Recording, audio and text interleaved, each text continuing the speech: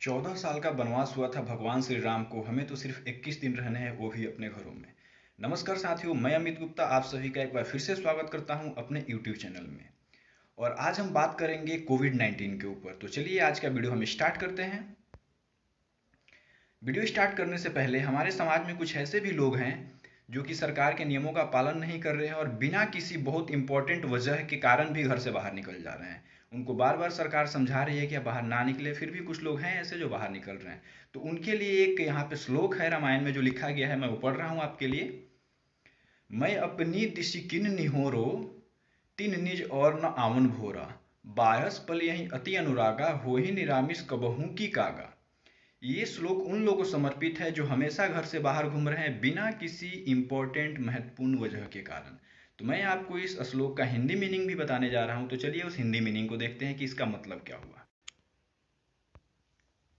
इसका मतलब है, हे ईश्वर, अपनी तरफ से विनती कर ली है, लेकिन देखना वो दुष्ट लोग अपनी तरफ से फिर भी नहीं चुकेंगे। आप कौओं को कितना भी प्रेम से पालिए, लेकिन क्या वो कभी मांस खाना छोड़ सकते हैं? नहीं। यानी दुष्ट इंसान कभी अपनी हरकतों से बाज नहीं आता। कुछ ऐसे लोग हैं जो अपनी हरकतों से, अपने कारनामों से बाज नहीं आ रहे हैं, सरकार की बात को बहुत लापरवाही से ले रहे हैं, और वही लोग जिम्मेदार हैं इस चीज़ को आगे बढ़ाने में। तो चलिए हम आपको कुछ डाटा के साथ अब बात करते हैं। दो ऐसे देश हैं, पहला चाइना और साउथ कोरिया, जहां पे लगभग कोरोना वायरस के मरीजों की संख्या बिल्कुल शून्य हो गई है, नए मरीजों की संख्या। और वहां पे लगभग कंट्रोल्ड है सभी चीज़ें। क्यों? आखिर रीजन क्या है इसका? तो इसका एक ही रीजन है, सोशल डिस्टेंसिंग।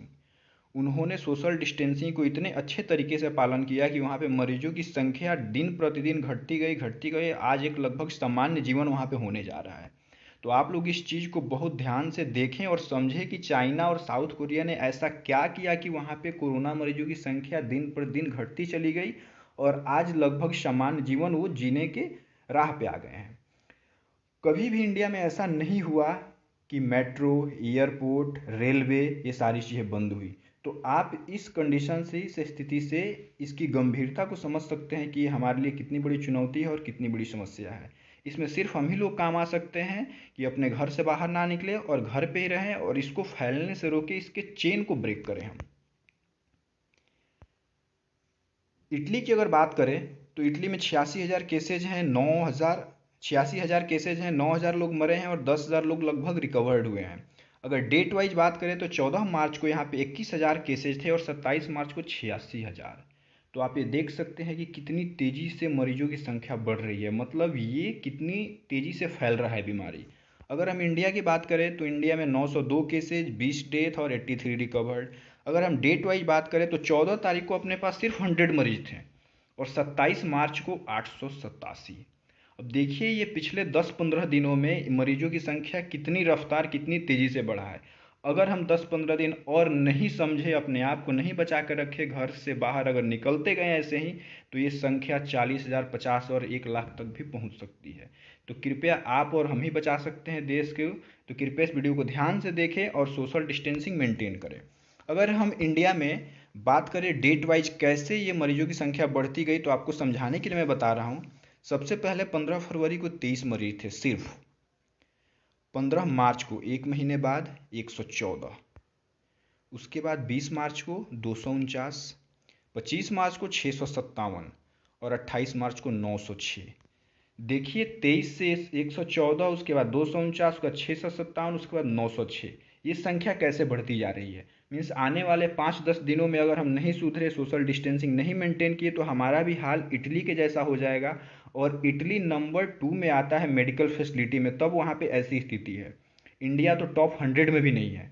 तो आप समझ सकते हैं कि यहाँ पे क्या हाल होगा और यहाँ की पॉपुलेशन कितनी है। तो कृपया इस चीज़ को बहुत ही ध्यान से हमें सुनने की और समझने की ज़रूरत है और सोशल डिस्टेंसिंग मेंटेन करने की ज़रूरत है।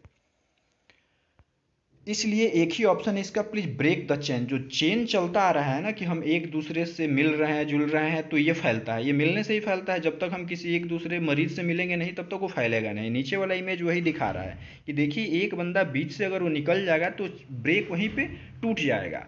और जब आप घर में रहेंगे तो 10 दिन 15 दिन में उसके सिम्टम्स दिखाई देने लगेंगे, तो पता चल जाए कि एक्चुअल पेशेंट कौन है। तो कृपया इन चीज़ का ध्यान रखें। इटली में अभी क्या सिचुएशन ऐसी हो गई है कि अगर दो पेशेंट वहाँ पे आ रहे हैं, एक ओल्ड एज है और एक यंग है, तो वहाँ के डॉक्टर हॉस्पिटल वाले बोल रहे हैं कि हम सिर्फ यंग एज को ही लेंगे, ओल्ड एज को नहीं लेंगे, क्योंकि उनकी एज ऑलरेडी ज़्यादा हो चुकी है, तो हम सबसे पहले बचाएंगे भी तो नए आदमी को बचाएंगे। तो ऐसी हालत हो रखी है वहाँ पे, जबकि वहाँ की संख्या इंडिया की तुलना में बहुत कम है, तो सिर्फ वो यंग एज को ही ले रहे हैं। तो ऐसी कंडीशन इंडिया में ना बनने दे, कृपया सोशल डिस्टेंसिंग मेंटेन करें। और कोरोना से लड़ने के लिए कुछ चीज़ें मैं बता रहा हूँ, इसका पालन करें। चाहे आपका घर का हैंडल हो, आपका टीवी रिमोट हो, आपका लैपटॉप हो, मोबाइल हो, या आपका वॉश बेसिन हो, की हो, या पेन हो जो आप डेली इस्तेमाल करते हैं, दूध का पैकेट हो, या लिफ्ट में चलने वाले बटन्स हो, या लिफ्ट हो, या जो भी चीज़ें बाहर से आ रही हो, कृपया इन सारी चीज़ों का जिसको आप सैनिटाइज कर सकते हैं उसको सैनिटाइज करें। कम से कम छुएं, कम से कम बाहर निकले। जैसे दूध का पैकेट है, इसको सैनिटाइज नहीं कर सकते हैं, इसको पानी से धो लीजिए, गर्म पानी से धो लीजिए। चिप्स का पैकेट है, उसको पानी से धो लीजिए, गर्म पानी से धो लीजिए। लैपटॉप कीबोर्ड है, इसको सैनिटाइज कीजिए, डोर को सैनिटाइज कीजिए। क्योंकि हमें ये पता नहीं है कि किस चीज़ में कोरोना वायरस का या किसके ऊपर कोरोना वायरस का बैक्टीरिया है। तो कृपया इन चीज़ों को सैनिटाइज करें और इसका कृपया ध्यान रखें कि आपके तक ये ना पहुंच पाए। लर्न एट होम, घर पे रहें, घर से पढ़ाई करें, घर से ऑफिस का काम करें, घर से नई नई चीज़ों को सीखें। क्या कर सकते हैं मैं पहले ही बता चुका हूँ। नए स्टार्टअप के बारे में सोचिए, टाइम को इफेक्टिवली इस्तेमाल कीजिए, योगा कीजिए, मेडिटेशन कीजिए, अच्छे बुक्स पढ़िए, सेल्फ डेवलपमेंट के ऊपर काम कीजिए, घर से ऑफिस का काम कीजिए और बाहर निकलने से बिल्कुल ही बचें। जितने भी बड़े बड़े स्टार्टअप्स हैं लगभग वो सभी खाली समय में या लॉकडाउन के दौरान ही किए गए हैं, जैसे कि व्हाट्सएप और ऊबर इसके एक अच्छे एग्जाम्पल हैं। अगर हमारा वीडियो आपको अच्छा लगा हो तो लाइक, कमेंट, शेयर और सब्सक्राइब करें। और हमेशा की तरह आप सभी का धन्यवाद। लास्ट में मैं जाते जाते एक चीज़ बोल जाऊंगा कि जितना आपसे सामर्थ्य हो सकता है, जितना आपसे हेल्प कर सकते हैं, गरीबों की मदद करें। कुछ लोग ऐसे भी हैं जिनको इस लॉकडाउन में काफ़ी प्रॉब्लम हो रही है, तो कृपया उनकी सहायता करें। उसके लिए मैंने एक लाइन यहाँ पे लिखी हुई है, चाहे जुबान पे भगवान का नाम आवे या ना आवे, लेकिन वो पल भी इबादत का होता है जो हम किसी के काम आवे। तो कृपया कोशिश कीजिए कि ज़्यादा से ज़्यादा लोगों की मदद करें।